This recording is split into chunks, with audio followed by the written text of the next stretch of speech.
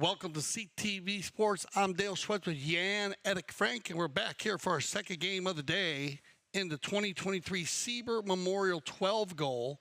And we're back at the Grand Champions Polo Club, field number 5 for our afternoon game. You can see the World Polo League flags flying in the background there, and that's Lake Worth Road. So if you're new to the area and you love to come out and watch some polo, well, the Grand Champions Polo Club is right between Lake Worth Road and South Shore Boulevard. And, two very strong teams going on today. So, let's do the player introduction. I'd be delighted to. Thank you very much, Dale. Also from me, a very good afternoon. Great to have you tuned in here for, as Dale said, our second game of the day. In overall total, it is game number 5 of the Sieber Memorial 12 goal. And that team that is out there in the black today, Dale, I'm sure will fill you in on why they're all wearing black after I've read out the names. That is Team Dundas coming in with a 0-0, looking for 0-1, looking for their first win. At number 1, then Sarah Siegel Magnus playing off 0 goals. At number 2, Mia Cambiasso, the 2 goal, and that of course are the other 2 ladies. We had the first 2 ladies play this morning in our opening match of the day. At number 3, the 4-goaler Robertito Zeda, and at number 4, Geronimo Obregon playing off 5 goals. In the white, that is Senvest Excalibor. Now they're coming in already having played their first 2 matches, and also being very successful, winning them on both occasions, 2-0. At number 1, Richard Marshall at number 1 of 0 goals, as I said. Evan White at number 2, junior, playing off 1 goal, and then Santiago Santi Javajol playing off 5 goals at number 3, and Pedro Falabella, highest handicap player on the field, playing the number 4 position with a handicap of +6. Your 2 mounted officials this afternoon, Pepe Araja and Esteban Ferrari, and as always, our 3rd man, very important and instant replay official, the one and only Steve Lane. Good afternoon to you, sir. So the host tournament committee met and granted a variance to the tournament conditions to allow Dundas and any team playing in the 2023 Sieber Memorial 12 goal to wear white or black jeans, and it takes effect immediately. So all players, all teams can choose what color they like to play in. It's a little different look on the field here today, Jan. And it's going to be easy to keep the teams separated. I was just going to say that. That's going to make life a lot easier. So here we go then. We're about to line up. Now, you might have noticed in the background there on the screen, on the scoreboard, you can see that Dundas have been given a goal advantage. They are coming in of a team handicap of 11. Senvest Excalibur coming in with a handicap of +12, hence that goal advantage from the beginning. Here we go then. Ball's in play, and straight away, Mia Cambiasso gets a challenge there from Evan White. Now, Evan White Jr. playing at the number 2 position, only 1 goal, Dale, but a very, very strong 1-goal player. He has added a tremendous amount of energy to the Senvest Excalibur team, but let's just put them all together. Richard, Evan, Santiago, and Pedro, watch them go. They flow very well as a 4-man team. And that was a little backhand shot there once again. That, of course, Sarah Siegel Magnus. Now, I mentioned we've got the other 2 ladies, a total of 4 ladies this year making up or playing in the Sieber Memorial. We had this morning, we had Alessia Seidler playing, and, of course, very, very strong Hope Ariano, who did an absolutely amazing job. But we have our first whistle of the game. Yeah, so we get our first whistle of the game, and there's a back shot there. And it seemed to bounce off of Sarah's horse and then came across, and it looked like they're going to talk to the mounted officials here. They're going to talk about this one. And it looks like they are going to go into a bowl-in. And I got to tell you, I like this call here by our 3rd man / IRO, Steve Lane. And this ball actually was going 45 degrees across the field. So a very good call. The 2-man team on the field saw it differently. And they do have triggers in place. They disagreed on the call. And they went to our IRO, who has a iPad working in real time at the field. And we got to watch the replay here on CTV Sports. So no foul on the play, and away we go.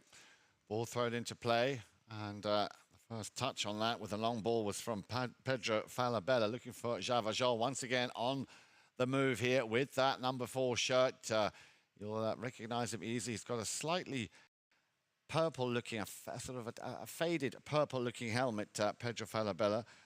He, as I said, the highest handicap player of this game. Let's have a look at the action once again. Tries to come around the traffic, cuts in between, and yeah, that will be the whistle as the number 3, Robertito Zeda, just cut in front of him there on that play. Yeah, you're going to uneven ride-off here as Falabella works that in. We talked about Evan White. Let's start with Evan because he actually gets his play going.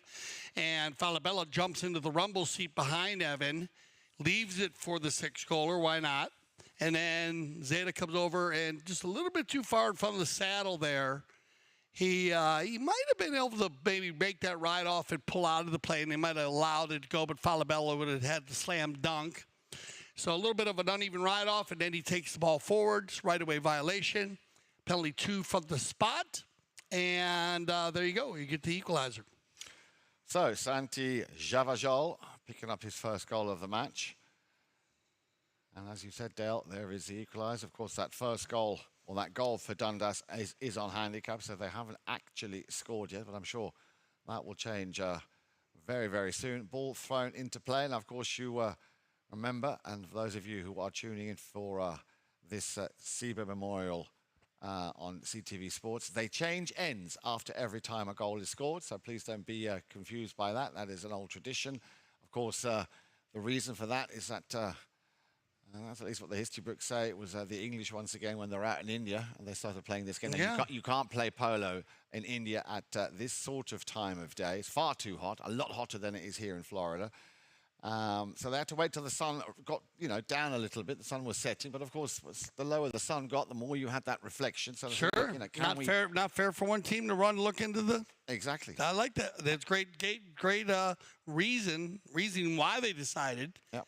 And that's a procedure, of course, we use around the world.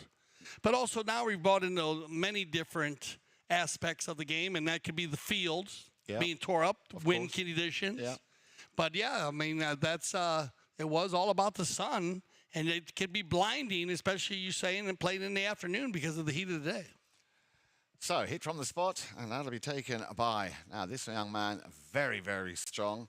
Always love watching him play. He's off 5 goals. Wouldn't be surprised if we see him go up in the near future. Cracking goal here by Geronimo Obregon. So now the first goal scored for the 5-goal player, and that puts his team Dundas back in the lead by 2 goals to 1. Yeah, great footage there as you catch on the center cam. You get a great shot of Obregon going towards the ball on a very smooth horse, and then the ability to see that ball flying through the goal on the drone. Great combination there on the footage. And very helpful also if a trigger was needed to check and see if the goal was scored. You can see that ball was right between the posts. New offensive play here coming in from the white team. Senvest Excalibor, Pedro Falabella. Little chip shot under the neck, but that angle a bit too tight to get round that corner. He did have Evan White waiting in that danger zone, but like I said, just not able to get that ball around that bend far enough for it to be any kind of danger. 4.5 minutes. We are approaching that mark right now as once again, Geronimo Obregon gets things underway with a knock-in from his own back line. Been very strong in the knock-in, Geronimo. The captain, Zeta, and Geronimo will work well, and this young lady, she moves everywhere around the field to try to get free. And of course, once Sarah gets in the mix, they also use a full 4-player rotation. Yeah, and Sarah has had a very good start to this tournament, despite her team not winning the opening match. It was a very, very close match, and she was instrumental in those 11 goals. Let's have a little look at that first match that Dundas played. Sarah Siegel-Magnus scored, I think, the opening goal, if I remember correctly, the opening goal in Chukka 1, and then converted a very nice penalty 2 in Chukka number 6. But it was Geronimo Obregon who also picked up a hat-trick in that opening game in Chukka number 2. Now let's go back to the action and watch Robertito Zeda having to come back and play the Minister of Defence here, getting that ball out of the danger zone. So, and we said that this morning, Dale, we anticipated that both of these teams are going to come out with a very offensive form of play here. Dundas, as I say, looking for their first win. and Senvest Excalibor looking to make it 3-0. Yeah, I would just think if I was coaching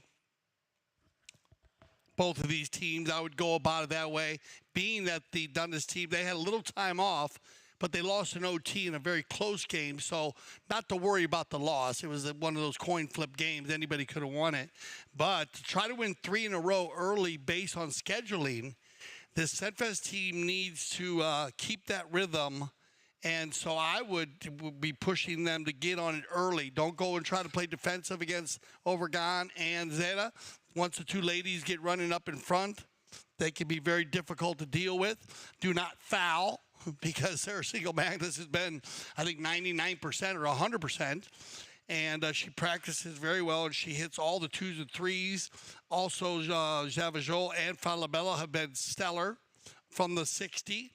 And Pedro will hit them, and Santiago will take opportunities anywhere from 100 to 120. On the other side, you go with the Dundas team, and you got Geronimo, who's a very big hitter. Very, and strong, very strong, Yeah. clever player. Yeah. So they're going to try to get the ladies moving out front, and then you get that rotation when Zeta comes out, and he's got it mounted very well. But there's three chuckers that he comes out on some bay horses. I gotta get the names of these three bays he plays. He mixes them up. They're a little difficult to tell. They look very similar. It might be embryos. They look very, very similar, and he gets a tremendous amount of work done. He does indeed. Players coming back out on the field, 2-1. A very good afternoon to you if you've just joined us. Great to have you with us here at CTV Sports for game number 5, on field number 5 of the Sieber Memorial 12-goal 2023. We had a cracking game earlier this morning, which got things underway of our double-header Sieber Memorial. I'd like to also give a little shout-out to our surrogate mother, the wonderful Sharon Robb. I know she'll be watching this at home. Good to have you with us, Sharon. Keeping the stats going and keeping all the information that we can provide to you on CTV Sports. Keep everybody involved, especially when you're covering 6 goals to 26 goals. We cover all the polo. Remember, and if you want to get involved with the WCT, the Women's League, that is on Wednesdays.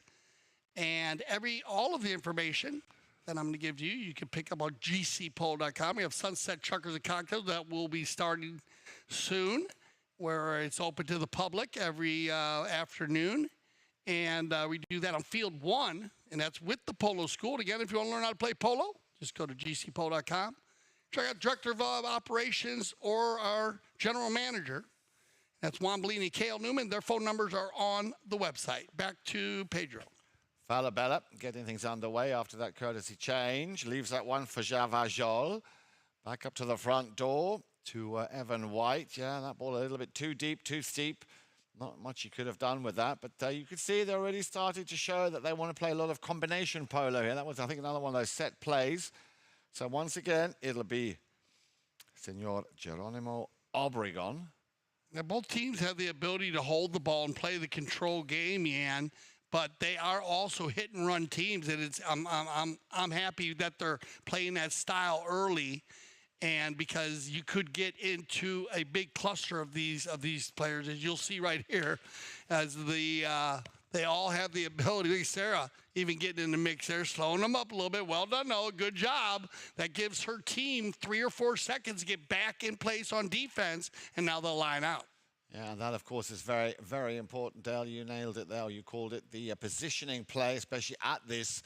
Well, we call it 12-goal, and it is 12-goal, but the way they've been playing here, you could easily mistake this for 15 to 18-goal. And, of course, at that sort of level of polo, your position, whether you're the number 1, 2, 3, or 4 play, is so, so important. Off the boards then, and it's going to be picked up by Falabella. Turns it around very quickly. Gets a hook from Obregon. Nicely done. Very, very clever play. Could not get the contact on that. So second chance now for Falabella. Oh, he's broken his mallet there. Well, that's going to be no good to him. But they will continue playing whilst he rides over to the pony line to get himself a new polo stick. Yeah, that was Ben Cambiaso breaking his stick. But look, they might get a goal here with a 3-on-4. So that's going to work in favor. Mia and Falabella came together there on a joust. hence why we play with our right hand, two players meeting each other there. And he had to leave the field, and you know what? This kid, he knew it. He said, Javajol said, well, you got to leave. I'm just going to bang one downfield. And we have seen Evan White pull the team all month long. See how he checked his shoulder again? Very well schooled. Never turns the head completely. Only a little check to the right a couple times. That way he never loses sight of the bouncing ball if he needs to hit one out of the air to finish the goal. What a cracking goal it was indeed. Evan White, as I say, playing off a very, very strong one-goal handicap. This time that ball goes once again in that direction, but of course they've changed ends. So into the Senvest Excalibor territory. Dundas trying ever so hard now, of course, to still hold possession in the half of the opposition. So far, they've kept the ball at bay. It's not gone over the halfway line now. Then opens those shoulders. A man with the number 3, Robertito Zeda. And there is the second goal for Dundas. And with that, of course, the new scoreline reads 3-2 based on that 1-goal advantage. Zed on a dark bay this time, and he's just going to crush one from 70 yards out, and that was a true shot at goal.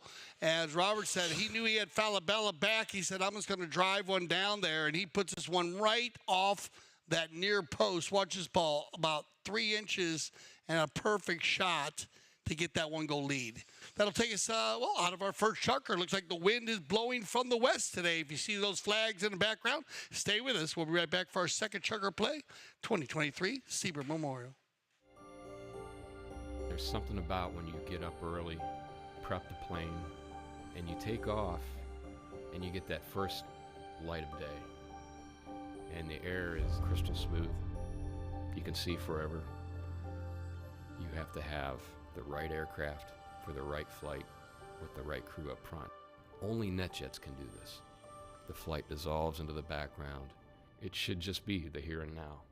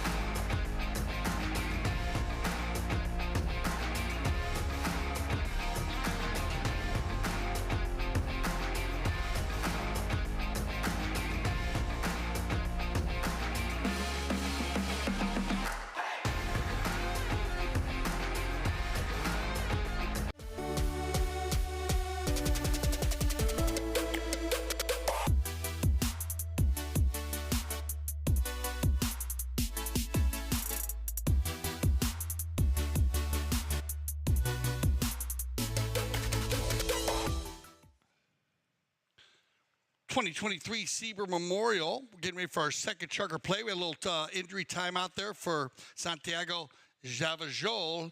And also, we checked with our timer. We found out here from the CTV studios that Zeta actually shot that ball quickly, Ian, because time was running out. And they actually checked it at the field just to make sure. So great play there by Zeta to finish it off. And they come back out onto the field. As Dale was just saying, 3-2, a goal on handicap. But let me just tell you a little bit about this very, very special tournament here to and at Grand Champions Polo Club. It is this year, the 2023, it is the 33rd annual edition of the Sieber Memorial, also the second 12-goal tournament of the winter season here at Grand Champions Polo Club. And the tournament is named in honor of polo player Robert J. Sieber Jr., who unfortunately died in a polo-related accident back in 1984. It was August the 22nd at Oakbrook. He was a mere 29 years of age, so a very young man.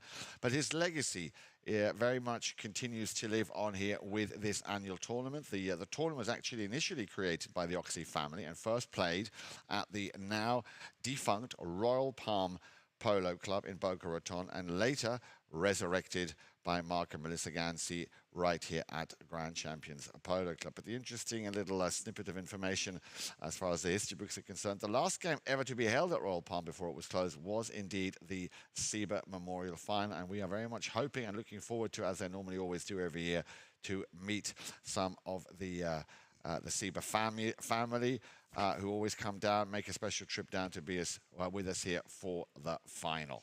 Yeah, very friendly family. They will bring a group with them. Now, we had a little dicey play in the middle of the field, and our IRO, third man, had the opportunity to run that back. Just take a look at that. And there was a foul on the play, and then when Javajol was riding through, he made contact with one of the players in the black mallet. Now, there was no malice involved in the play towards the Javajol. It just was one of these plays where the mallet kind of came up in the air, but they took a good look at it to make sure. Remember the triggers anytime a two-legged athlete or a four-legged athlete comes together. So anytime a ride-off comes together, Mr. Lane can take a look at that if the umpires need help. Anytime the mallets come together on a hook or a sword fight. Anytime the ball goes out of bounds at the end of the field or on the sides, and of course, to see if a goal was scored in any unsportsmanlike conduct. At that time, the umpires can ask and help, and then Steve can go ahead and use the iPad in real time at the field to make a high percentage call. So 4-2 after another great conversion there by Geronimo Obregon. Has put his team in a comfortable little position here. 4-2, but now on the move. Falabella, and he's having a little bit of difficulties today, Dale. He's not hitting the ball or getting that first touch as solidly as we have seen him in the past. And also this one's going ever so slightly wide here by Javajol. So Senvest Excalibor not yet having connected and are not yet gelling the way they did in their opening two games. Let me just remind you how they did in their opening two games. They took care of business in that first match against Kwaitonzi. As you said, Dale, it was a very close game. Went to overtime, 12-11. But they also beat Woodmere 9-7. So they are now, as I said, looking to make it 3 in a row. And Dundas, who lost to Newport by 9-10. That was the game that was in overtime. I do apologize. Looking for their first win here of the Sieber Memorial 12-goal 2023. And I remember Dundas won this tournament in the last 2 years, so they'll be looking to try and make it 3 in a row. Yeah, going for the triple header if they can get it done, the three-peat. And I just think it's the two physical teams. Yeah, they're very well mounted, both these teams. They know it. We talked about the speed plays. You're going to see maybe players being rushed a bit, and you can see the pace. Look at this, in the second chucker is going to be Geronimo. Obregon once again, while he's been the driving force here behind that team, wants to tee this one up nicely for Sarah Siegel-Magnus as she gets a hook there from the number 3 from Javajol. But again, in the right place at the right time, the man with the number 4. Here we go. You see the pass up to Sarah Siegel-Magnus. She takes a solid, she tried to take a solid swing, got hooked, and then nice backup. Great team play here from Dundas, and the goal from Geronimo Obregon. Yeah, this is power polo at its finest, and you got to give love to Sarah Siegel-Magnus because she took a full swing and took the mallet away from Javajol.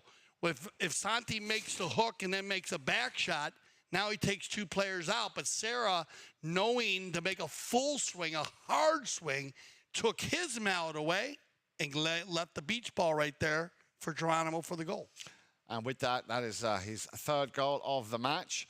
So once again, the man who basically engineering the attack, all the attacks by Dundas, Geronimo Obregon, picks up his 3rd goal of the match. We are coming to the 4-minute mark in chukker number 2, and a nice little comfy cushion has been created here for Dundas. Remember, they came in with a goal in hand, so in effect they've only actually scored 4. With that 1 goal is 5, and we've seen a goal from Evan White and Santiago Javajol for Senvest Excalibor. And again, the drive from Geronimo Obregon. Very important as a number 1, Jan, that you make sure you don't allow a player to make 2 plays on you. And that's why I give Sarah a lot of credit there. And you got to make sure, even on a ride off everything, you got to make sure that the defending player only makes 1 play on you. He can't make 2 plays. If he takes 2 plays, he takes 2 players out. Exactly. This ball comes across the center here, and we're going to get a right-of-way violation there. Sarah trying to get in there, and timing-wise, she almost, well, maybe could have had time, but very quick. These guys are quick. We know it. And so that's where they'll figure that out, talk a little bit about that between this Senvest Excalibor team. They get around the field quickly. They jump on the right-of-way there for the right-of-way violation. That'll take us to our courtesy change in our second chukker of play. And, you know, like you talked about, so many these tournaments that are memorials bring up so much energy and memories of all different families. And you talked about, of course, it's the Sieber, but you talk about the Oxleys and just where polo has developed through the area. It started down in Boca Raton, and now the defunct Royal Palm Polo Club. But then, you know, went through Palm Beach Polo, you have the IPC, and then look at what it grows into here, Grand Champions Polo Club on the 16th anniversary, largest clubs in the world, and 5th year with the World Polo League, highest gold polo in North America outside of Argentina. Sister club, Aspen Valley Polo Club, played polo from July through September, and is the fastest growing club in the United States Polo Association. And the Polo School is a standalone USPA club on its own. Yeah, not only that, Dale, what is so great about Grand Champions Polo Club, it attracts players based also on the schedule and tournaments that, of course, are hosted there, which is incredible from all corners of the world. We have had players from, obviously, Argentina, India, Mexico, of course, New Zealand, Costa Rica, Canada, Ecuador, Brazil, Switzerland, France, England, Germany, as far away as from the Land of Fire, Azerbaijan, South Africa. We saw a man from South Africa play earlier this morning, Sugar Erskine, Venezuela, Chile, and of course a very nice little country by the name of England also has, well, we've got a couple of Englishmen here this year. We've got Roddy Matthews, of course, from the United Kingdom, and players are also at the beginning of the season who came in for one tournament. It's become a destination here for anyone who's a purist who loves a polo at this high level, and Grand Champions Polo Club really is unique in so much that it offers everything for every level. You said it, Dale, from 6 to 26 goal. So you really, as a polo player or as a wannabe polo player or become a polo player, you must, if you can, make the time and come down to Grand Champions Polo Club here, just north of Miami, south of Orlando, of course. And you've got the beaches, you've got the sun, and you have the best facilities that you could possibly imagine. So much to do in this area. It's a great place to be. And as you said, an expert staff that will take care of all your needs. And we're going to talk more about the Polo on Demand program as this game goes on. Javajol is going to pick up the open goal penalty shot, and that'll make it 5-3 with 2:55 on the clock. And back to the action we go. Sarah Siegel-Magnus. I beg your pardon, that was Mia Cambiasso trying to take on Pedro Falabella. On the ball now with the number 3, the man who just scored, Santiago Javajol. Down comes the hammer. Nicely turned. Obregon, see how incredibly quick he stops and turns that pony. Oh, that's a nice little polo play here by Javajol. Cambiasso sticking very close to him. Now comes Evan White. And Evan White Jr. makes no mistake. That's his second goal. I told you. Playing off 1 goal is very, very strong. Would not be surprised if we see him go up to 2, possibly 3 goals in the very near future. Yeah, it starts here with Santiago. He steals that one away, and then Evan will do the rotation game, not just pull the team and fall right into the rumble seat. And then he's had great control with the polo ball when he gets in the red zone. Nicely done. And with that goal, Dale, we are back to with just one goal separating these two teams. 4 goals for Senvest Excalibor and also 4 goals scored by Dundas. But that 1 goal on handicap has given them the slight edge. They lead by 5 goals to 4. A minute and a half left to play here in Chukker number 2. And of course, as always, make sure you stay tuned a little bit longer at the end of not this, but the Chukker thereafter for the halftime stats, which of course we are given. And so it's a great new tool that we're working with here. The stats of the half of the first half of the game, and then again a comprehensive stats right at the end. Yeah, always keeping up on the stats, and they have been phenomenal this year. We've had great feedback. They come together right there. You can see player falling over the right of way after the shot. Remember the right of way. You need to make sure you travel directly down it. You cannot come from right to left and make a shot and fall over the right of way. That's why the player following the ball has the right of way over a player moving towards the ball. You can do it on a safe distance, 2.5 strides. But that window, exactly. The window, yeah, that window's closing, yeah. And that's something both these teams are going to have to adjust to today because of the speed of both these teams. Sarah Siegel-Magnus will do the honors. And once again, that's what she does. Perfect. That is what she does, Dale. Nicely done. Her first goal from the penalty to spot. So well done, Sarah. And with that, of course, restores that 2-goal cushion. They lead by 6 goals to 2. And we have a little over a minute left to play here in the second Chukker. I love how her design and how we saw her practicing one day. You remember we came to a game early, Yan and I, and we were there an hour early, and she was out there. She hit about 30 balls before the game. But she has the same tempo, same design on how she hits them, and she does a great job. Uh-oh, on the move, Geronimo.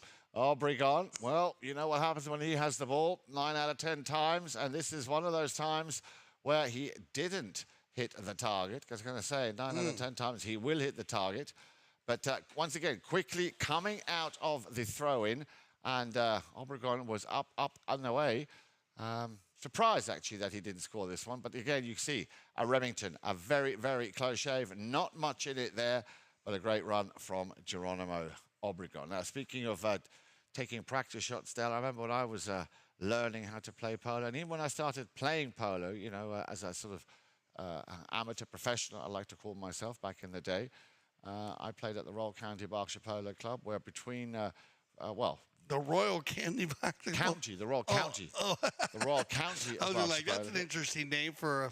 No, the Royal County Berkshire Polo Club, and we had a wooden horse stable, and I learned this from a lot of the pros who would actually, before a big game, they would go into the wooden horse box and they would just swing a couple of times just to get that motion. We'll talk about the box when you get back, because I know, actually, I've heard a lot of stories about the wooden horse. Yeah. All right, so stay with us. We'll be back for our third Chukker play.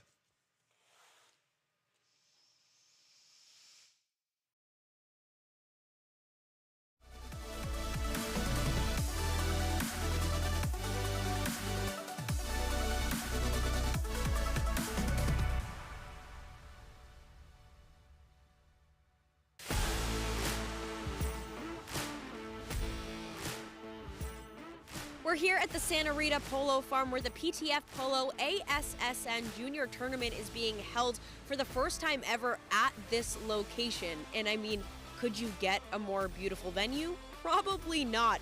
The tournament includes players of all ages, starting with the youngest at just 2 years old and the oldest at 20 years old. So you've got all ages, all skill levels, and a whole lot of fun. Let's go check it out.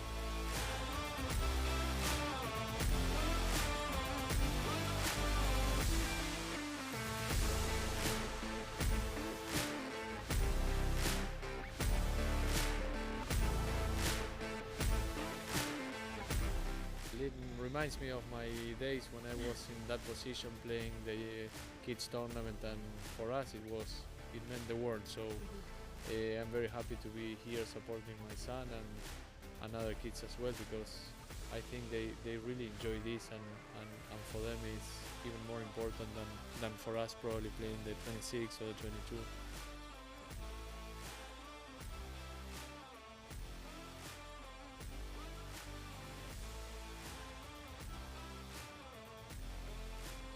Well, that's a wrap on the PTF Polo ASSN Juniors Tournament at the Santa Rita Polo Farm. So much incredible talent coming up through the ranks. The future is certainly bright for the sport of polo. Now, for more information on the PTF, head to polotraining.org. And of course, head to Chucker TV for all of our awesome content, including full game broadcasts. It looks like everyone's back on the field very quickly here for our third Chucker. We left the second Chucker talking about wooden horses and practicing. Yep. And you brought up about playing as a kid on them. But yeah, I mean, I actually had a great opportunity. Well, I went to Culver Military Academy in the summer camp and in the winter school. Big shout out to Culver.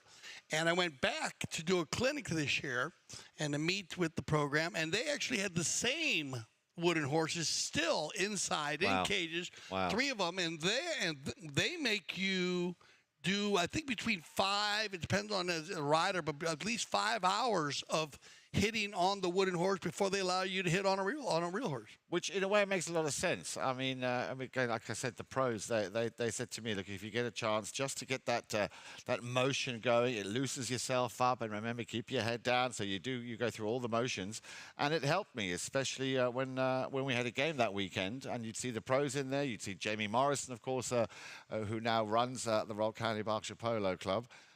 So I think it's a great thing, these wooden horses. Great way to learn, great way to warm up. And here we go, 6-4. These guys, both these teams should be warmed up. And if you're just joining us, of course, we got Senvest Excalibor in the white and Dundas in the black, and down it's going to be Santiago. Under the neck shot there from Javajol, trying to get it into the danger zone, slightly overcooked. And that one will go over the back line. I think he might get a safety here, though. We'll see. We will see. Maybe it was out already. Yeah, I was just going to say but that. I believe Geronimo will get a replay on this one just to check and see where it is at. Because, yeah, we're going to get a safety. So, for sure, we are going to get the safety. But I think he saves this goal. Well, let's see the drone footage. Well, was he going in or not? Might have been going across. Yeah. I'm not 100% sure there. But it's amazing eye-hand coordination right there. Geronimo Overgod taking that ball out of the air. Good ball hit about 60, 70 miles an hour right there. At least as fast as the 90-mile-an-hour fastball, 80-mile-an-hour fastball in professional baseball. Yeah, but not only that, on that play there, Dale, I mean, he wasn't sure, but you know what? Better to be safe than sorry and get a safety 60 the equivalent than running the risk of that ball going in. So I think you got to try. I think you're right. I think you made a good choice, good thought process, trying to save that shot. This will be Santi's first 60 of the day. That's going to be just wide. And just wide. Just wide. What do we call that, Dale? A Remington. We do indeed. And remember, the ball must go between the posts for any of you new viewers or are watching today. Those posts are about 8 to 10 inches in diameter. And you can see they're padded, but the ball must go in between. It cannot go over the top. Geronimo Obregon, having already scored 3 times, once in the first, 2 or twice in the second Chucker. Wants to, if he can, of course, extend that lead that they currently have with 2 goals over Senvest Excalibor. Obregon on the approach. Can he get round the outside there of Javajol? And that ball, well, you saw it just went out to the side, but another great run here. A coast to coast. This time, a lot of butter, but no toast. But this is how dangerous and how strong this 5-goal at Geronimo Obregon really is. Yeah, it was just, you remember, they hit the end line there, and they've been changing it up. He's used the long ball about 4 or 5 times, and now he goes for the run. And, boy, he got open on this big bay and just, as you said, ran coast to coast, just couldn't put it away. Falabella said, you can do it, so can I. And he's on the move. He's got to get past Cambiasso. Cambiasso did very well, taking on the player. Down the line comes charging Falabella with an appeal. The umpire's whistle stays silent. Nicely done here, this time from the number 3, Zeda. Zeda up to the front door, and that is put away very nicely here by guess who? Well, Geronimo's going to get the power polo play here, but let's give love to Mia Cambiaso because she starts it all off with a perfect defensive play. She shut that play down on an angle, and that gave Zeta an opportunity to jump in there. You saw Falabella trying to ride that out. I like the non-call there. He's already established. Zeta's already established on that play, and also Falabella had to jump from right to left, and then just great contact and communication between Zeta and another strong finish by Geronimo. 3 goals of difference then, 7 goals to 4. 4:45 on the clock. Again, Geronimo Obregon. Good support there from Cambiaso. And this time, well, we were wondering whether that was going to be a slow or a late whistle coming down that line. So the second player once again being fouled here with that right of way. Robertito Zeta gets the foul in his favor for Dundas. Yeah, they're going to catch him on the turn there. They're going to check and see ball placement based on the ball coming across the field there. You keep it from the spot, move it to the center. Most of our umpires, as trained by Steve Lane and our group, are always looking to move the ball. Remember, the team that fouled should not have the opportunity to get an advantage. So even if you got to move the ball 20 or 30 yards, it is an advantage for the team that was fouled. And even though they're going across the field there, if he doesn't pick that ball up, he hits one next shot, and they're 40 yards past center field. So I like this move to the center. And, well, always in range. Geronimo. Hammers that ball down the field. That's still flying into the danger zone. Well, it's been intercepted and picked up, and good job there by Javajol clearing that ball, trying to fish it out of the air. What he's done well, he's going to land just where he wants it. Now, this could be a nice little turnaround here for Senvest Excalibor. Still with the number 3, Javajol looks over his shoulder, looking for where the traffic is coming from. He's got Zeta coming down. Now then, can he, or has that ball gone in? Has it got enough? Nice little near side backhand, cracking goal. Dale, absolutely superb here by Evan White Jr. Man, I love the Gray Pony. We watched Santiago Javajol play this horse the other day, and he gets a lot done on the Gray Mare. You see how she goes from left to right at full speed. Very smooth the way she changed her leads. But this is just stay in the game type play, Evan White. Stay in there, keep your head up, and look at loose ball play, and that is not an easy near side tail shot goal, especially when you're riding off Geronimo Obregon before you shoot the ball. So another goal here, and a third goal of the day for Evan White. He is adding to his scoring arsenal, man. He's been doing good this year. I've been enjoying watching him play at 1 goal. Very good play, and I wouldn't be surprised if we see him go up maybe towards... Yeah, he's on his way. He's on his way. So, 3:31 then, more or less on the nose, half a chukker played. And that was a much needed goal once again here. Senvest Excalibor. Dundas were showing signs of running away with it. They had a lead of 3 goals, all very much thanks to the man who's already scored 4 times, Geronimo Obregon, man with the number 4 on his shirt here. Now remember, this team are coming in with a goal in hand. So on paper, they are the slightly weaker team. But at the moment here, Dale, they are controlling very much this must-win game for them of the Sieber Memorial. Yeah, they want to knock these guys off. They don't want the Senvest team to get 3-0. So this will be a good spot. Now I'll put them back to 1-1. As you know, they got edged out in their first game in that OT. And that was a great game. I love the 12 goal. So competitive, and as you said, we talk about you get these, you get players like Falabella, who's playing in the World Polo League on 6 goals, and you get where we had Virgilino playing at 7 goals.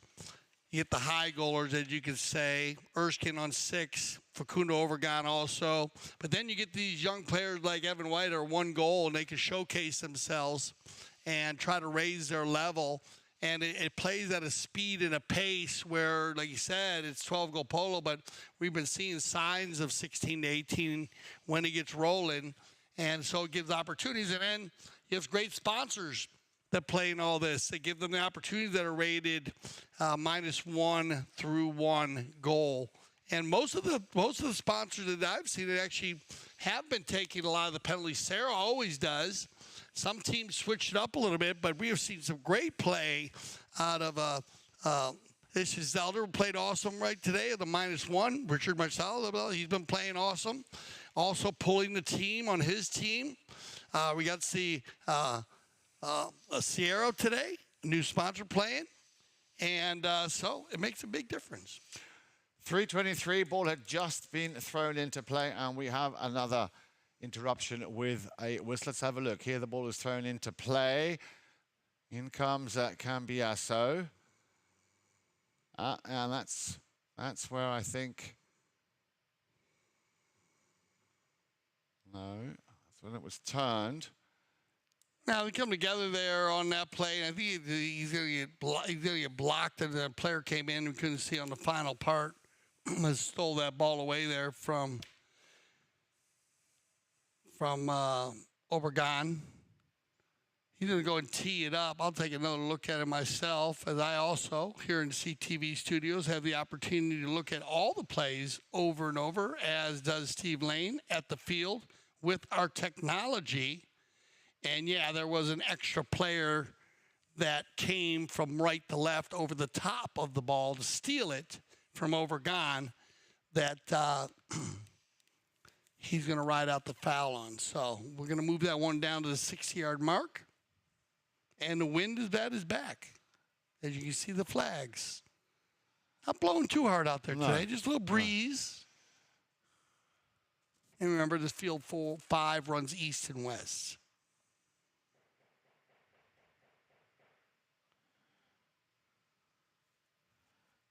Goes out quite considerably out, but he didn't. You could see that the way that ball was hit, he did not hit that crisp and cleanly. And that means, of course, once again, a possession play here for Senvest Excalibor. Pedro Falabella plays it out to the right-hand side. Now then, Obregon having to come back. Good first touch from him. In comes Evan White for the challenge. Obregon, well, he's done enough. Obregon clearly not happy with that. Appealing to the umpire, he says, not having any of it. Let's play on. Little bouncing ball here. Javajol leaves it for White. Back now also comes Falabella. Falabella sending Javajol and Evan White downfield. So two to choose from. And nicely intercepted once again by the man with the number 4 in his shirt. Geronimo Obregon looking for one of his two lady attackers, Sarah Siegel-Magnus, Mia Cambiasso, but they're struggling at the moment. They're putting the pressure on. Evan White picks this one up. Couldn't control it. Little turn by the number 3, Zeda. Taking a little bit of the pace out of this game. Just wanted to get his two young ladies. Mia Cambiasso, there she is with the number 2, taking away that player to allow this shot now. He tried to play a cut shot again. Evan White clears it. Nice little backhand straight into the run here of Pedro Falabella. 1:45 left to play here in the first half. 7 goals to 5. Still in favor of Dundas. Leaves this one behind for the number 3. Javajol. Play that little leapfrog. They're getting it done. This is where I told you, Yan, we were talking about if they can play the open style, but both teams have the control style, and we'll get into it. Can be a little tougher to get around, a lot of work. You see a lot of hooking, a lot of sword fighting. Yeah. Clean play, though, and you'll get something there. Like John, I think you might have... They came together pretty close there, so they're going to go ahead and stop there. They'll get a whistle on the play. As they were, and Falabella's going to ride over there. Good sportsmanship there. Just kind of, I told you, they're getting in that kind of scrum type pole where it goes around and around, and they get into some sword fights. You got to be careful. Remember the rule on the field, you must be in control of your mount 100% of the time when you're on the polo field. It is a rule. And so that means when you do swing at a ball or you go to make a hook on a player, you must be careful of your follow through. You cannot just swing, hit the ball, and then follow through and hit a player or a 4-legged athlete. they will blow a whistle on you for that. And also, it also comes into play on those type plays. Was the player already established? So what the umpires look for is, were there two players together riding each other off? Because sometimes the player is in the middle of his swing and his mount's in motion, and the player rides in to ride that player off. So he's actually riding into the swing. So they have to evaluate that. Umpires are going to evaluate that way. It might look like I actually looked at it first and thought maybe Pedro fouled, but now they're going to go the other way, and Geronimo had ridden in to the shot. See, so it can change up pretty quick out there. And now after looking at it, you can see that Geronimo did. So they'll move this one down for a 60-yard shot on the penalty forward. It's going to be Pedro. Falabella.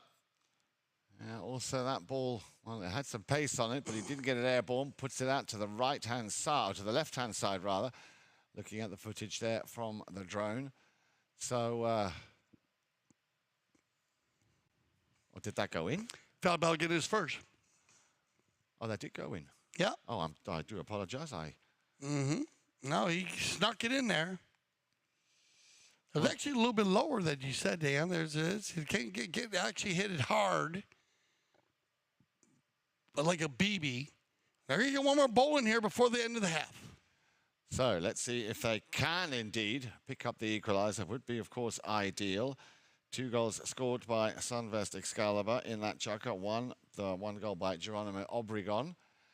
We're down to the last 15 or so seconds of play here in the first half. I'm very much looking forward to those stats, which will be coming up on your screen in just a matter of seconds, as we now watch the clock tick down. 3, 2, 1, and 7 goals to 6. So the man with the number 4 in his shirt, Pedro Falabella, picking up a very, very important goal, keeping the pressure still on Dundas. Remember, they were leading by 6 goals to 4 at the end of the second chukker. Now that lead has shrunk to just 1 goal. 7 goals to 6. And here are your halftime stats. So shots on goal, pretty close. These stats are going to be very close.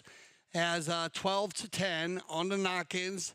I'm missing the goal a few more times. The Senvest Excalibor team is Dundas knocking in 5 times, so they'll talk about that. They can get their percentages up. Throw-ins, though, they dominated the bowl-ins, 9-3.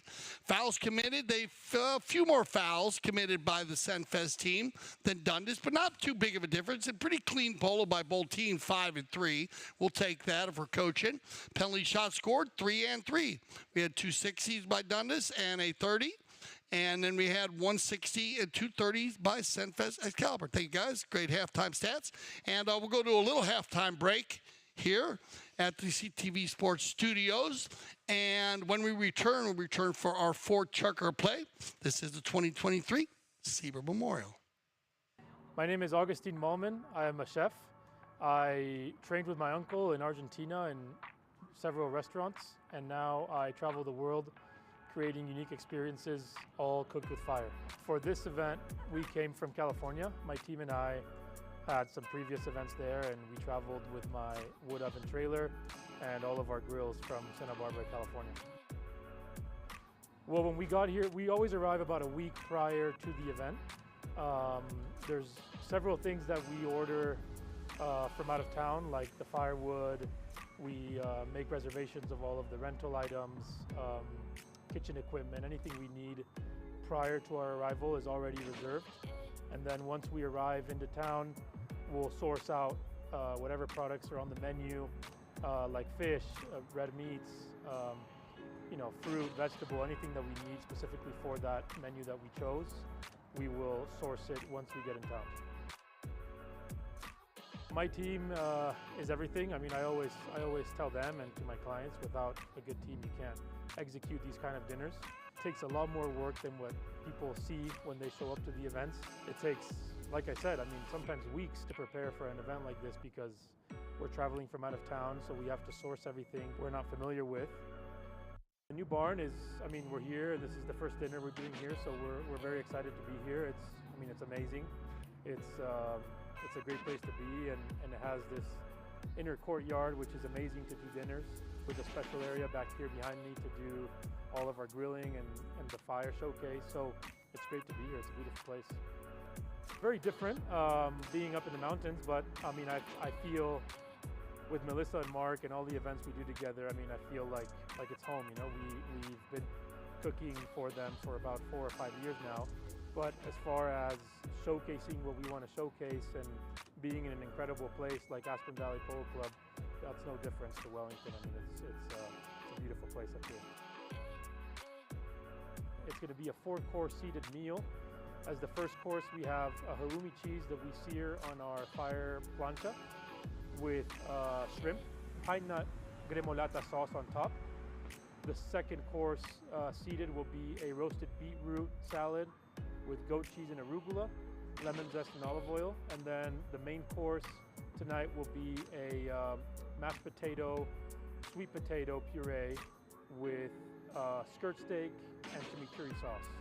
My name is Augustine Malman, and we are in Aspen Valley Polo Club, one of the most beautiful places to do an outdoor fire dinner experience.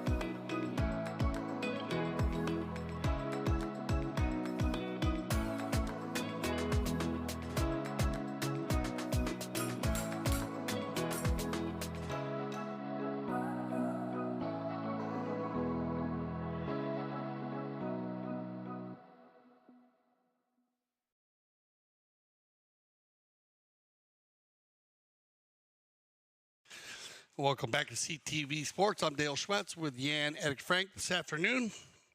We're here for our 2023 Sieber Memorial 12 goal. We're on Field 5, Grand Champion Polo Club. You can see the Grand Champion Polo Club flag, World Polo League flag, of course, our American flag right there. And right on the back side is where our stadium is, Field 1 and Field 2. We had our finals yesterday. Congratulations to Casablanca, winning our first high goal final of the year, World Polo League All-Star Challenge. What a great day we had yesterday, Dale. Absolutely fantastic conditions. And also a feature which I'm still having to get my head around. I know you're an expert, and I know there's been a rule book written. The wheelie polo, watching these youngsters come out onto the field right after the end of the game there. But you know what, Dale? I was thinking about that. Some of these young kids, especially if I look at, or I think about Francisco Spinacci, Aguirre, all these young kids. I remember a couple of years ago when they started on the wheelie polo, and look how well they are playing polo today. And I'm sure a big part of that is the coordination, the balance, of course, which you need on a polo pony as well. You need on these wheelies. I don't dare get on it because I think I'll break my neck.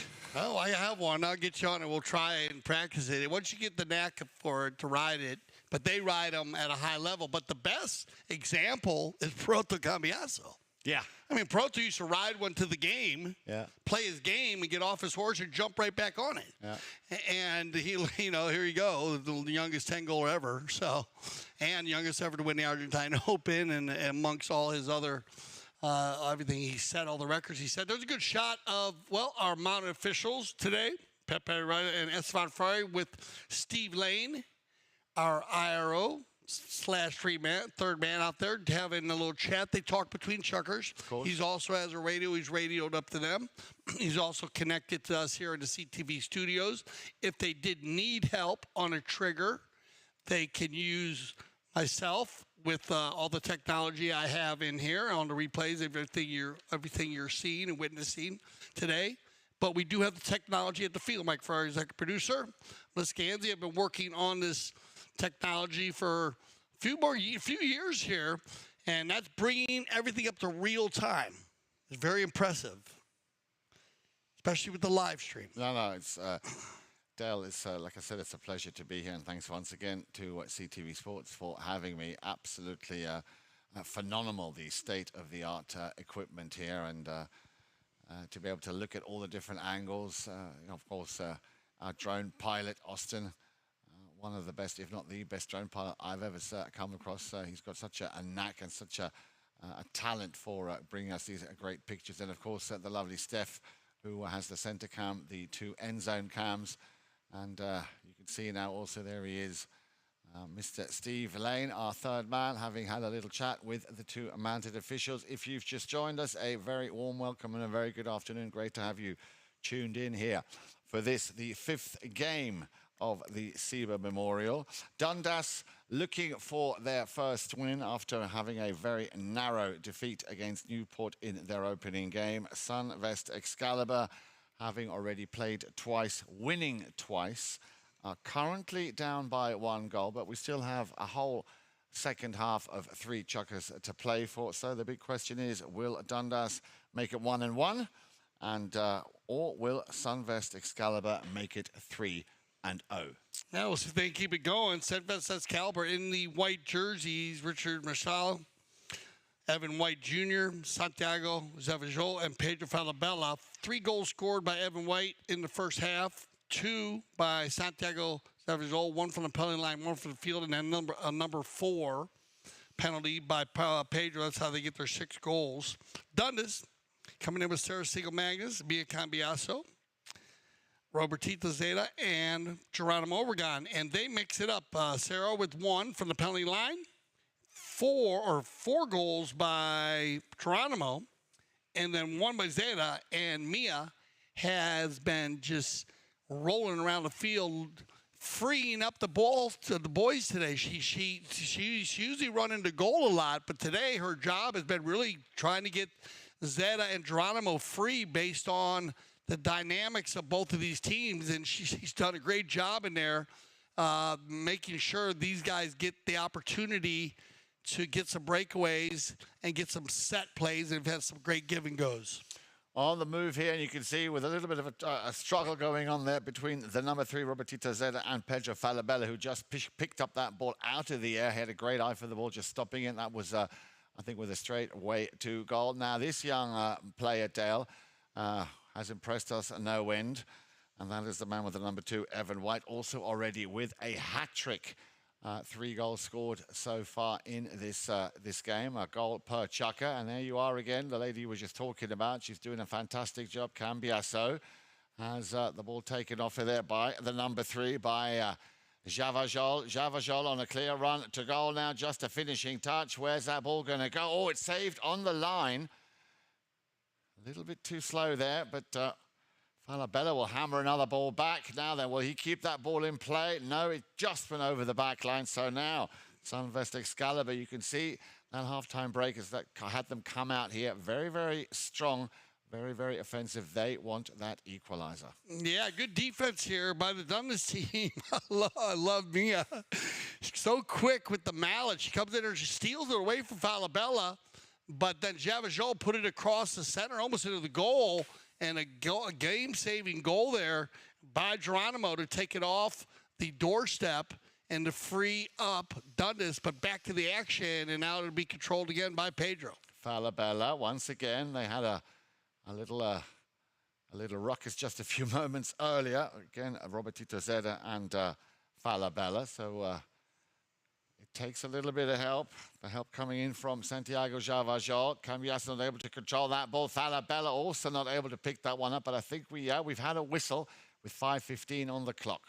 Yeah, bad luck here for Mia because she was off to the races. If she gets this ball, this is a play.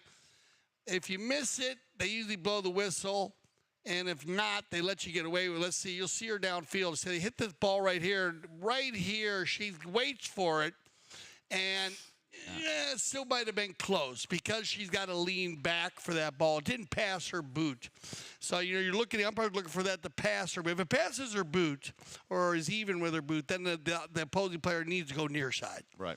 And in this case, she's leaning back for it a little bit. But if she can get that ball and flip it really quick, she might have been able to get out of there in time. So, but you can see that Pedro went to the speed stick and kind of finished the play at full speed.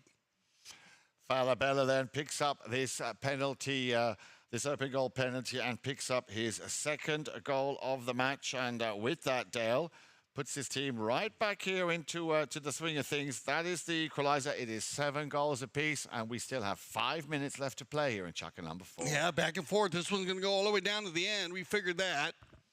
Very balanced teams, these two teams. I'll switch directions for any new viewers. That's what we do in the game of polo. That's the format, and it'll be Santiago. Turning around on the sideboards. In comes Falabella. Plays it across the field, looking for Richard Marshall. Also into the thick of it there coming is Evan White.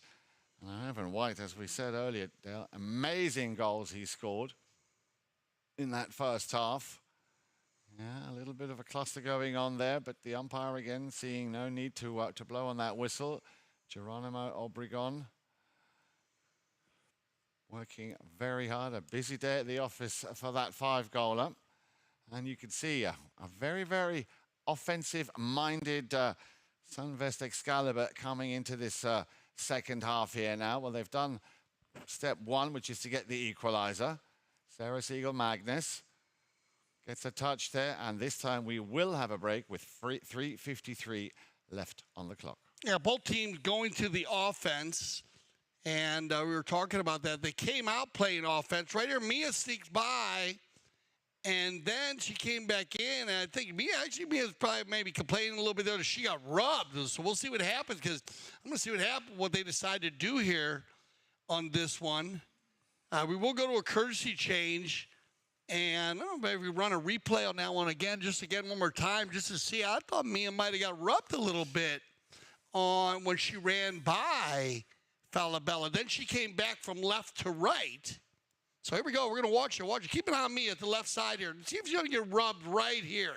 Right there. No, maybe not. Maybe not. So she did not. That's a game of inches. Yeah. And then it didn't look too much like she did it. But they're going to talk about it. They'll see. And then they also got the iPad, and they can look at it and check. That's why Steve's meeting with all the umpires here. Just probably talking it out just to make sure. Close play.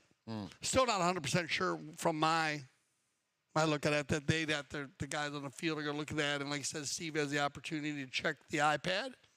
And they'll decide if there was any contact there. If there was, it would go for the black. If not, there would be a foul against the black on the right-of-way violation. So, as I said, 3:53 and an opportune moment to go and get yourself a fresh set of legs. Remember, you don't have to do that. It's something which the players can do at their own discretion, but it has... Okay, so we got some info. Sorry, I didn't mean to interrupt you. Yeah, I just got some information from our IRO, third man, and exactly what we said. There were two plays they were talking about, and it was the play where Mia comes through. Was her contact made? And then, of course, she came across afterwards. So they're going to go with no contact on the first one. No contact, okay. And that looked good to us in here, so I think that's a good call. It looked kind of dicey at first, but it just the horse's head just went over the top of Mia's. Mia's riding a bit of a shorter horse than Falabella was. And then you get the right-of-way violation. So penalty 5A, and away we go.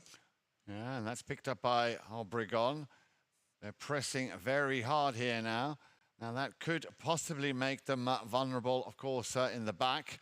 And we can see exactly that happening here. Robertito Zeda just teeing up the ball. Will he get a chance for another shot on goal? There it is. Completely sent that over to the right-hand side, taking maybe just a little bit too much time. But that's exactly what I was fearing, that the The power play now from Senvest Excalibur has made their defensive line a little bit vulnerable, which of course Dundas will try and run through as quickly as they can. Nice pickup once again here by Santi Javajol. Little backhand shot, not quite getting the length that she would have hoped on that play. Now over on the far side, Evan White. But they are doing a very good job. You mentioned it just a few moments ago here. Their defensive play, very good. Well, a little mistake here. That could cost them dearly. There's an inside backhand once again from Falabella. Beg your pardon, not from Falabella. That was the man with the number 2 on his shirt.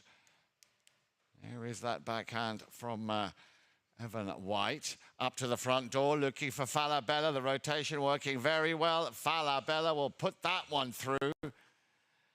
And without wasting any time, Dale, coming back super strong here. He scored already once. He's now scored twice in this chukker. And with that second goal, has put Senvest Excalibur in the lead for the first time. Yeah, and this is going to add another dimension to their scoring because we haven't seen Pedro run through with the number 4 on his back. We know he will. I mean, he's got everything. He's well-rounded polo player. He hits the big ball, has the control play. But now the Dundas team's going to have to be watching this because that's a very crisp back shot by Evan White because Falabella was already on the run. And then good horsepower there to keep the Dundas player at bay so he could finish that play off. So a little bit under pressure now then. Once again, the team in white, Santiago Javajol, pressing very hard. We'll leave that one for Falabella. Falabella will try and avoid the traffic. Good job there also by Richard Mashal trying to clear that way. Well. And this is where you get a bit of a cluster. And they'll talk us out. Let's watch it. They all get in here. Let's see. The first ride-off is right there with Mia. Then she stays with Zavajol. They leave it. Now you got Evan. Yeah, now you got Mashal going there. And he's got to stand in there. Then he turns to the right. And he's going to say that he was being rubbed there. But he needs to move out of there. Remember, a player that's blocking has the ability to leave if he takes the most quick, direct route out. Yeah. Turning to the right and going is not the most quick part out. So forward would have been the most, but it does happen like that. So that's where you get the little rub there. Everybody trying to avoid each other. No players riding into each other, so just a blocking foul. And I think they'll keep that one probably on the open goal penalty 2 or 3 there. Indeed, that is the case. And Falabella, after 2 goalless chukkers, the first 2 chukkers, then picked up his first in the third. Now 3 times he has hit the target and extending that lead. If we remember that at half-time, Dale, Dundas were in the lead by 7 goals to 6, and now it is 9 goals to 7 in favor of Senvest Excalibur. Yeah, coming back, keeping that little lead. This is where it's been. It's been this cluster right now. I'm waiting for one of these teams to blow up. I got a feeling when we come back into this 5th chukker, we're going to see some very, very strong 4-legged athletes again, and this thing will open back up again. Right now, both teams just trying to get free and getting in some clusters. You can throw a blanket over 4 or 5 players. They're so close, as Steve would say, a washcloth there. They were very, very close. So big ball coming from Geronimo Oregon, penalty 5A. Nice deep ball into the danger zone. Oh, hang on. Where's that going to go? Well, it can be Sarah Siegel Magnus appealing there to the umpires. They did not see any infringement or any reason to blow that ball. And that ball will go over the sideboards. And with that, of course, that'll bring us to the end of chukker number 4. So 3 goals to 0 in that chukker number 4 in favor of Senvest Excalibur. So they clearly got the best out of that half-time break. Make sure you join us because, as Dale was just suggesting, we will see some very, very strong horses coming out, which I'm sure will make all the difference. Join us for chukker 5 and 6 when we come back right here on CTV Sports.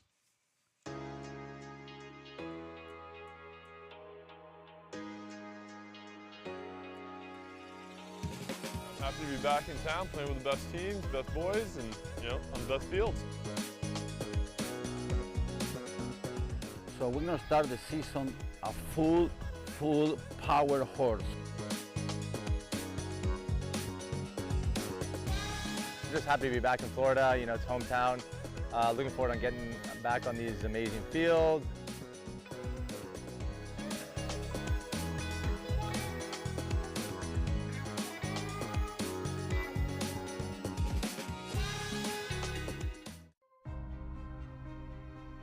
Foot golf is a kind of life, and also it's a combination about golf and football. So I got into sport through social media. Someone approached me on Twitter and said, "Have you tried it?" I'd never heard of it at that point. So I went to my local course and tried it and just completely fell in love with the game. This is not as easy as it looks on your body. It's a lot of kicking. We don't normally kick this many hard kicks in soccer.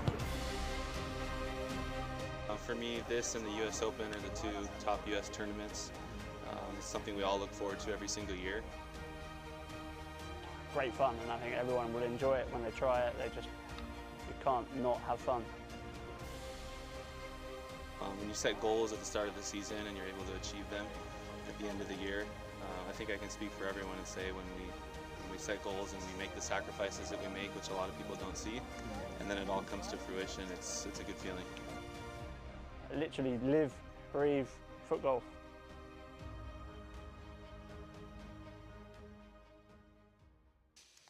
9-7 as we prepare for our fifth chukker, and 3 unanswered goals in the fourth chukker. That's the reason why, because Dundas actually left the half 7-6, up 1 goal on Senvest Excalibor, but Falabella. I think there's a song there somewhere, Dale. I love his name, man. He's so fun to commentate his name. There's a lot of cool names in polo, actually. Yeah. We enjoy that. Schwetz. Yeah, you like that one? Frank. Yeah. There's a song there too. You got that. We were talking about the, not just the Grand Champion Polo Club celebrating its 16th anniversary, but Santa Rita Polo Farm also. And we play a lot of polo there. We played there this morning if you were watching. And so remember, it is a private facility, but when we are playing polo, please come out and join us at the Santa Rita Polo Farm. All right, here we go. So we had a change of possession, a cop on the pitch. And that ball was taken out of there, hit out of bounds by Javajol, and it was inside the 60, so that's why you see the one-timer there. Remember, they bring that ball back outside the 60, and so Geronimo had to either pass the ball or take one shot. Now it's Mia. Cambiasso looking to feed that ball to that man who's been very, very instrumental, a very strong player. I do have to say, Dale, he is one of my favorite 5-goal players. Never gives up, will fight to the very end. Cambiasso now tries to unload one, and she does. Just took her time, and again, the composure there by Mia Cambiasso. And I'm sure she'll be delighted with that, because that was a much-needed goal, bringing her team, Dundas, back into the game. Now, Trill are still trailing by 1, but they needed that. Yeah, and I like the continuation play here. I know the umpires probably saw. You see how Geronimo over has got his mallet in the air, but Mia has control here. So, and what happened was they went to go hook Geronimo, but they actually hit his horse on the leg. So you blow the foul right there. They got to hit the open goal. Mia's got control there. Let her try. If she misses, then you give the blow to 2. Advantage, yeah, exactly. advantage. So great non-call into the advantage, and Mia puts that one away for her first of the day. But here could be the answer by the number 2. Oh, well, I tell you what. I mean, he has surprised us no end here, this young player, Evan White. And again, there wasn't much in it. I'd like to see that one again in slow motion, because they're really, it was a very difficult angle. But what I like about him is his tenacity and his persistence. He will work and work as well. So great to see Evan White doing what he does so well here, fighting for every opportunity. Now then, Cambiasso, big swing. No connection. Turned around here by Javajol. Out on his left. He's got Evan Wright, but going up now is Pedro Falabella. And over, well, right in front of goal. Waiting would have been Richard Marshall. Falabella. Well, 5:22 5:21, I should say, and the clock once again stops. And the boys getting into it. I love it. The two number 4s, they've fouled each other, slapped each other on the hands 2 or 3 times. So getting into it a little bit with, being very big, great sportsmen. And, this is here, just kind of see how I rub the back of them there. Yep. And but these two guys are very strong, aggressive players, and you're going to have some racing and rubbing, like we say in NASCAR. But it's great to see the sportsmanship between them. They always come together. Hey, I'm sorry about that. Boom, fouls are called, and they get the blocking foul against Pedro there. Now look at Mia doing it. Told you. Look at her keeping the number 4 out of the game. That play is going to get Zeta on the move. If you don't push Falabella away, Zeta doesn't escape. Well done, Mia Cambiaso, doing a fabulous job in the middle of the game today, wearing the number 2. Look at this play right here. Look at how she gets ahead there. Great horsepower, and then you just can't catch them. No, and with that, Dale, it is even Stevens once again, 9 goals apiece. Great imagery here from our drone, of course, that angle. And again, the composure. And I was going to ask you, Dale. Told you about those bay horses. Yeah. I got to get the names from him because he comes out on 2 or 3 of them, and he gets a lot of work done, as we say in the game of polo. And he's very comfortable, and they are beautiful-looking ponies. Ball back in play. Cambiaso not able to control that. Falabella stops, turns, has a look. Well, all that hard work after they were trailing by 1, they then get the lead by 2, and then all of a sudden, within a matter of seconds, Robertito Zeta and Mia Cambiaso get their score back up to even Stevens. 9 goals apiece, and we are still a long way from deciding who is going to win this game. Remember, there will be a 6th and final chukker played right after this, but now let's go back to the action and watch the man with the number 3, Santi Javajol. The 2 number 3s battling it out. Near side backhand shot. Is there a white shirt anywhere in the vicinity? Yes, there is. Evan White Jr. Well, just wanted to get a little piece of it. He got the support in behind, but once again, great defensive work here by Team Dundas. And they come together again. Mia is mounted up also in the 5th. This bay horse is so strong. They come together right here on the back shot, and that ball looked like it was actually traveling across. They're going to talk about this one. They might take a look at it. That's a little quick line change there, so they'll slow this one down, talk about it, see what they say. But Mia, once again, she's going to jump off this bay horse, but that horse isn't that big. No. But what power. I mean, a tremendous amount of power again there, Frank. Yeah. I mean, she pushed Falabella off into the coffin corner. Yeah. Here she gets on a 50-50 play and wins. Falabella, she had the leg, and she was thinking, I got you, Well, I wouldn't be surprised if another Cambiaso is field side, just giving some words of advice and a little bit of coaching to that team. So we are going to get an open goal penalty 3, and it's going to be a huge move here. And basically, we had the guys riding across. We talked about this play. The ball did move across the field, which gave the right-of-way up to the boys in the white. And so they're going to go ahead and move this ball. And it's going to get moved down. To the black. I apologize for riding in there to Dundas. And they're going to move this ball based on the danger of the play. And remember, this said that is a luxury of the umpires. Based on the play, they can move any ball to anywhere based on any kind of danger, safety issues on the case. So just for safety of one of the 4-legged athletes and a dangerous use of the mallet on the back shot, riding into it. They're going to go ahead and move this ball down to the 40-yard mark and an opportunity. And everybody on fresh legs at the moment. Well, at the moment, also 2-0 here in this chukker. Mia Cambiaso, Robertito Zeta having scored twice. Now then, Sarah Siegel-Magnus to get her team not only into the lead, but also possibly into double figures. Nicely done. You know what's funny is now that she does it so perfect, but the ball goes the same spot every time. It's like that. If you put those goalposts a yard apart, she'd be making every one of them. I mean, she hits it perfectly down the center every time.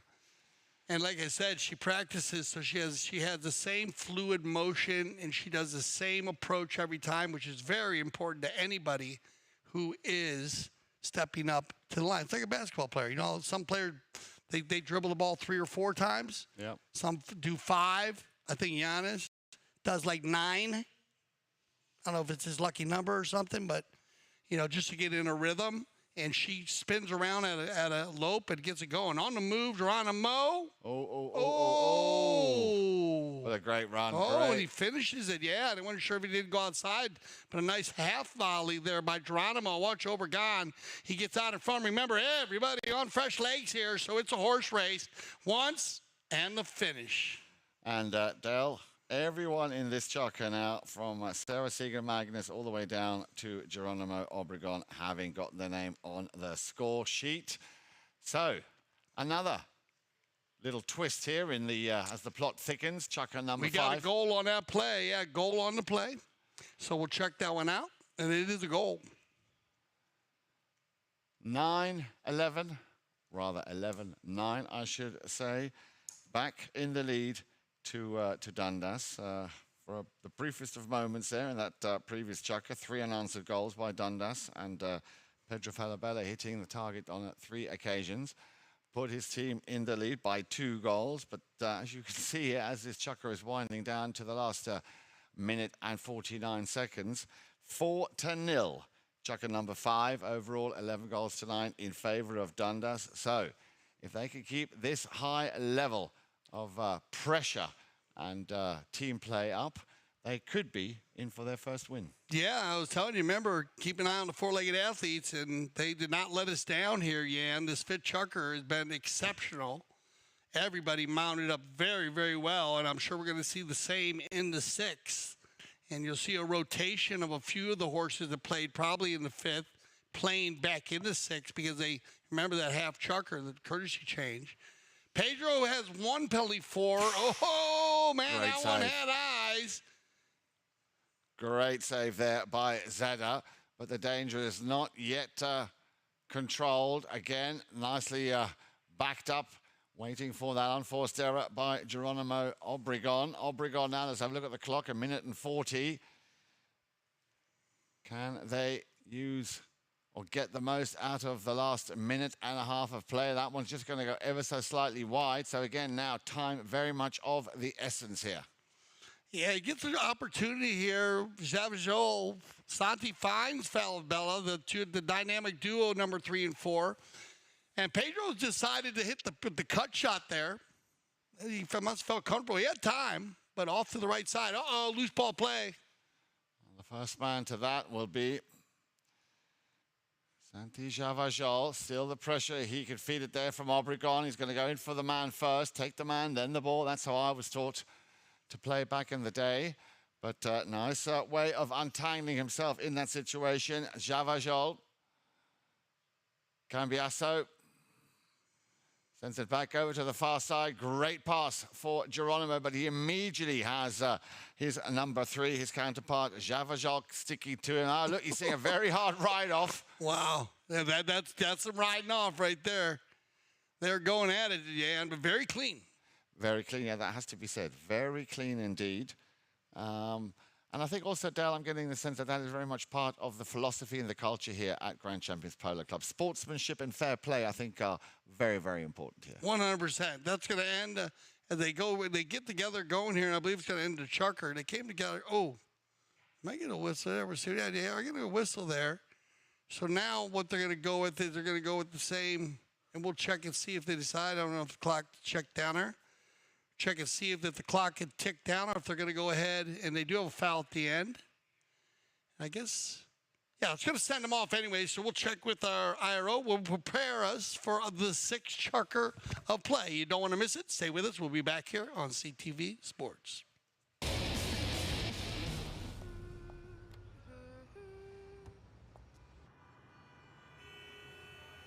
high temperature is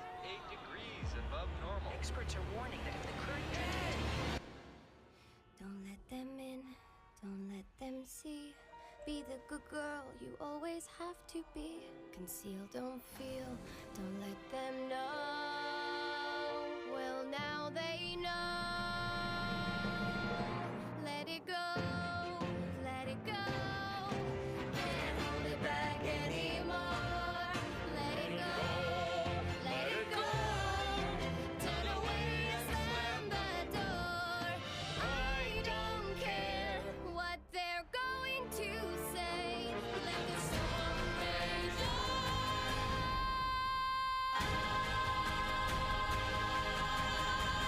The cold never bothered me anyway. I am Nick Weaver. I am the co-founder and COO of Blue Delta Gene Co. I've probably measured over 30,000 butts, 7 feet tall and 7 feet wide. Doesn't matter. It is fun making people happy. When you make a garment that fits, that's one thing. When you make a garment fit and look good, that's another thing. And we are very good at the latter. We have grown our company by taking care of people. We have grown by making jeans that fit. There are some things that will never change: where it's made, how it's made, and who's making them. Every jean is one of one. But now we can get you measured from anywhere in the world. We have rolled out a virtual tailor system, blown away with the technology. It's unbelievable how accurate it is. It's a quick, easy, touchless way so we can get the measurements to make you a pair of damn good jeans. Got to get a left camera. They can get the left camera, the left end zone. Welcome back. We are back live here. As Dale was saying, you don't want to miss Chukker number 6 coming your way here in what has been an absolutely thrilling 5th game of the Sieber Memorial 12 Gold 2023. Dundas in the black shirts. Well, they really turned on the heat in Chukker number 5. All 4 players, Sarah Siegel-Magnus, Mia Cambiasso, Robertito Zeda, and Geronimo Obregon, hitting and getting on the score sheet.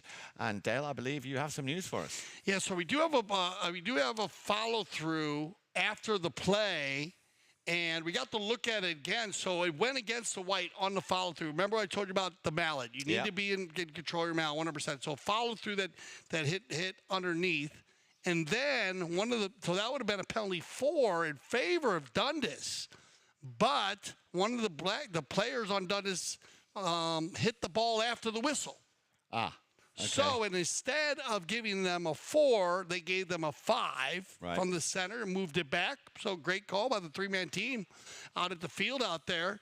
And, sometimes that happens. That's where you got to be careful, touching those balls after hitting them. Well, it depends if you hit them or time and whistle. But back to the action here. So we'll stay at 11-9 in our 6th Chukker. Shavajol showing a little bit of magic there up against Obregon. Pushed them into the corner. 6.5 minutes left to play on the clock.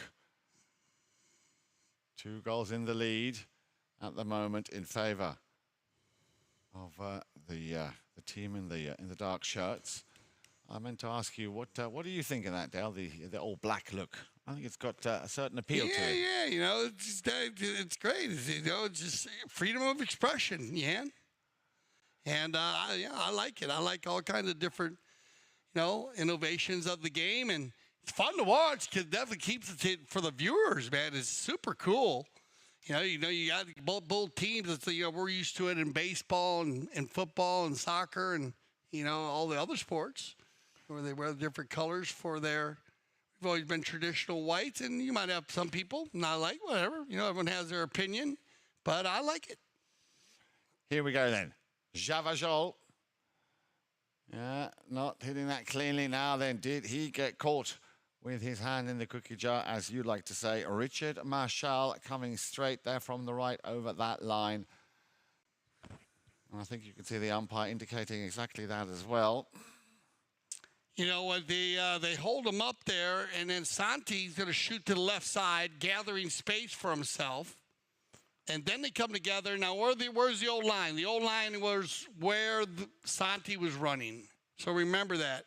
So when the ball stops on the polo field and it's a dead ball, the old line is the same line, right? I'll tell you what I do like about the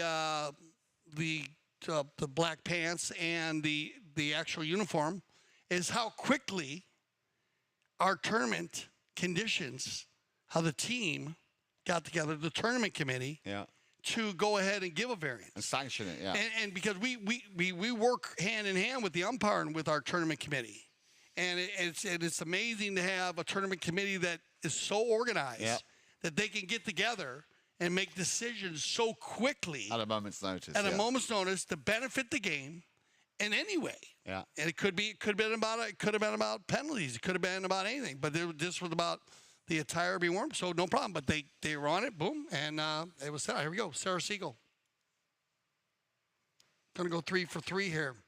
Yes. She is 100% Nicely done. today. Yeah, she really is. And again, exactly like that last ball, how the template was set. So Sarah Siegel Magnus picking up her third goal of the match, and that makes it a full dozen now for Dundas. So let's have a look at the clock. I'm sure they'll be looking at the clock as well. Huge goals by Sarah Siegel Magnus.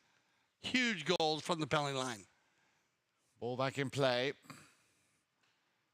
Dundas now need to try whatever they can just to maintain possession.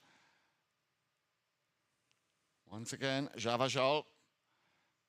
He'll give it a crack if he can. Over on the far side. Evan White tucks in behind still. Javajol, Santiago, and in comes Mia Cambiasso. Just hits it away and up against the boards. Ball comes off the boards. New line is created, and Cambiasso try to take it up the boards there. Coming around at a pretty steep angle. Obregon.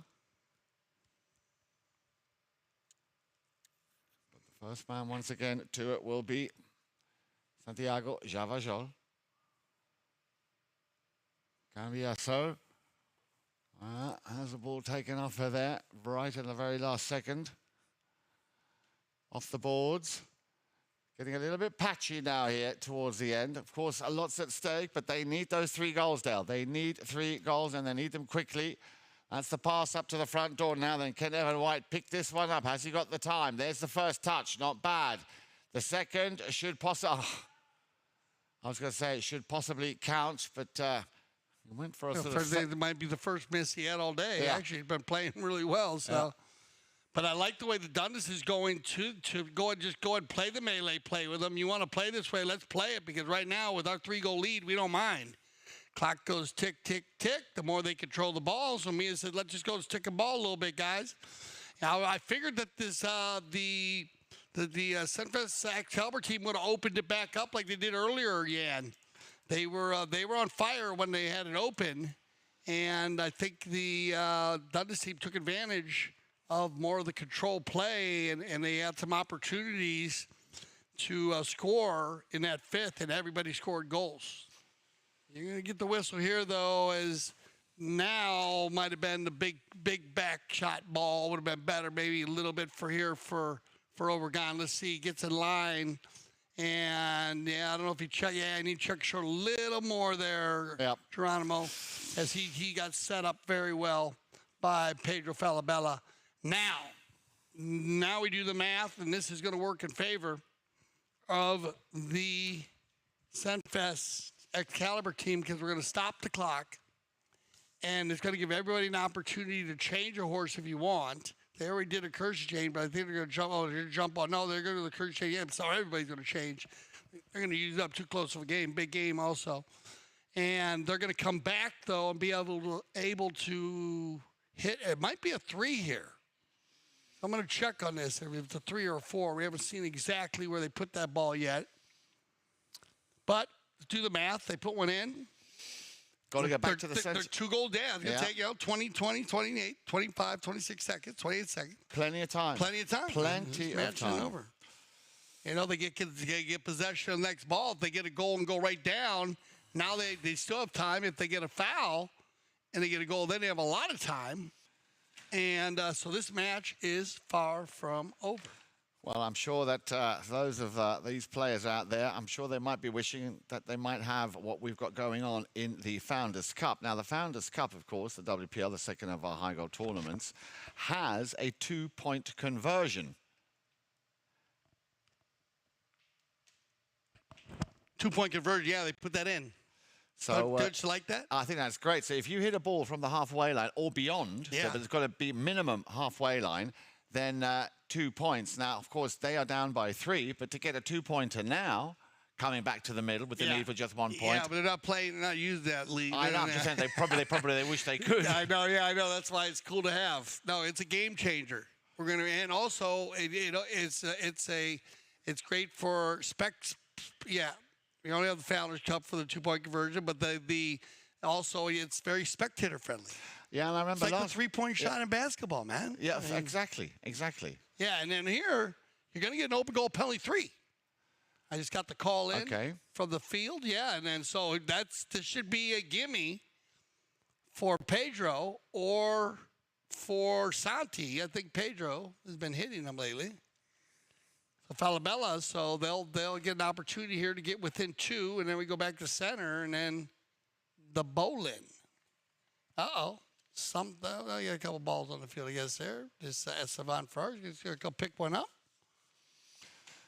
I didn't see that they had 2 balls on the field. You can see the World Polo League flags flying.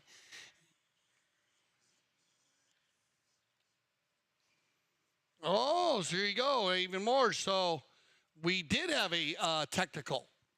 Okay. So they went from a 3 to a 2. So that's why that ball was picked up. I thought there was something going on there. And basically one of the players had rode over and decided to speak his mind to the third man. Not a good move. No, well, it just doesn't work. No. You're better off trying to get something done on the field than talk to the third man, because that's never going to work. Because third man's stuck over there. You can't really put pressure on him. So and keeping it consistently called. And we, as a team, I work as a professional umpire with the team, so I understand. They've had a lot of meetings and staying consistent on what the meeting said. So here we go. Let's see. 2 minutes, 2-goal difference.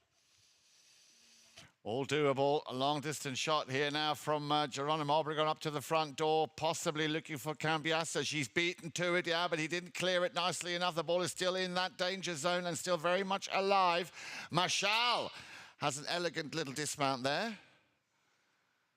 Let's hope he's okay.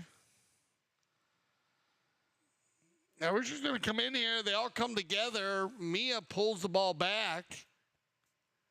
And when they landed, but well done, Richard landed on his feet. Very athletic individual. Looked like he just got up on the handlebars there a little bit as everybody was converging on that ball, or as you would say, hovering. And they were hovering. Great 4-legged athlete there. She just propped and stopped and stayed right there to make sure she didn't step on Richard. And I think he's all right. We'll make sure we'll check him out. Our medic's right there, always on the scene here. Grand Champion Polo Club, Aspen Valley Polo Club. And basically, this is a ball. We're just leaning way out. I think he got called off that ball, believe it or not. He was riding in, and he went to lean out to hit an offside back shot and got called off by Falabella, who was meeting the ball, which was a good play. Because remember, time is at the essence right now for this team. Yeah. So instead of Richard making a back shot, Falabella would have been off to the races, and but making sure Richard's okay, and he landed on his feet, but they'll check him out. He's good. He's all back, mounted back up. And you might get a fair play bowl in here, so it's going to work in favor, or they're going to call, we'll see if they call a penalty. I know Mia was stuck in there. No, they're going to call a fair play bowling, which makes sense because the Whitehead possession. So here we go. Falabella on the move. 1 minute and 45 seconds left to play.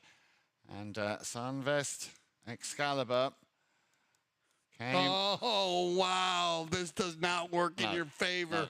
No. Bad luck. Just bad luck. End of the game. It does happen. Actually, his own horse stepped on it. And we get a buried ball. Watch it. It's going to be his own horse right here. Right there. His own horse stepped on it. But Mia Cambiaso on the ride-off again. She has done so well working in the middle of the game.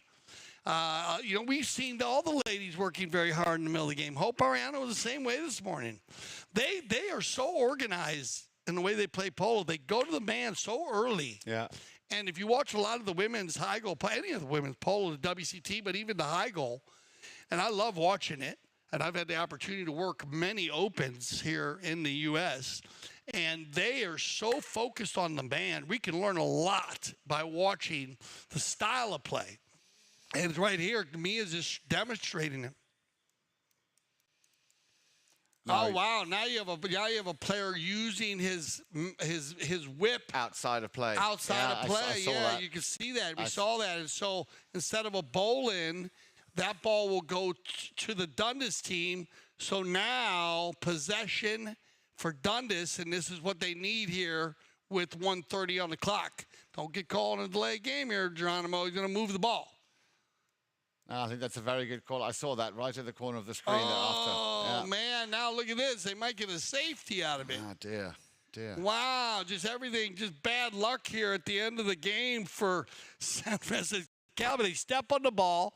The whipping that's their problem. Yeah, they know the rule. You're not basically the rule reads you're not allowed to use your whip on a horse unless the ball is in play. Correct. It's a great rule. Yeah. It's a great rule. You shouldn't have to need to use your your whip on a four-legged athlete unless you are in play. So no schooling of your horses pretty much before chucker. And you remember back in the day when we played, everybody would use their whip going into the bowling. It was just part of the game, and it was not right. So it was a great procedure that was put in. And even though this ball is going to go out of bounds, the clock goes tick, tick, tick, and Falabella says, "Come on, let's go, guys." Yeah, a minute left to play, a minute and a few seconds. Here we go then, Falabella. Yeah, when it rains, it pours, Dale. And we've just seen an example of that. And all good, all bad things clearly come in threes. So, can they pick up one late goal here? Dundas, I'm sure if they could get this over the finishing line, will be delighted making it 1-1. But it's been a hard piece of work here. But compliments to the both ladies, of course, playing so well. You highlighted Cambiasa. She did do a fantastic job in allowing the boys to get to the ball. Now then, Geronimo Obregon, will he, well, that ball just running out of what you would call real estate. The clock is ticking down. Are they going to play the last 20 or so seconds, or are they going to call it a day? Either way, Dale, it was a cracking game of polo. A little bit unlucky there right at the end for Pedro Falabella. Still on the ball, as we can see here, with the last 10 seconds. And I'm pretty sure that Dundas will be very, very happy with their second performance here, their second match of the Sieber Memorial. So the clock, and you can see there in your screens, that is it. So a goal apiece in the last chukker, but it was chukker number 5 where Dundas set the world on fire in this game with 4 goals scored by all the 4 players. Congratulations to both teams, of course, and here are your end-of-match stats. Yeah, great game, great 12-goal game, 12-10. Final score, Dundas. Shots on goal, 18-20. A little better shooting there by the Dundas team, but pretty close across the board. Knock-ins, 8 of them. They missed the goal. Senvest, Excalibor 4 more times. Do the math. That adds up. And the throw-ins, very even, 12-10.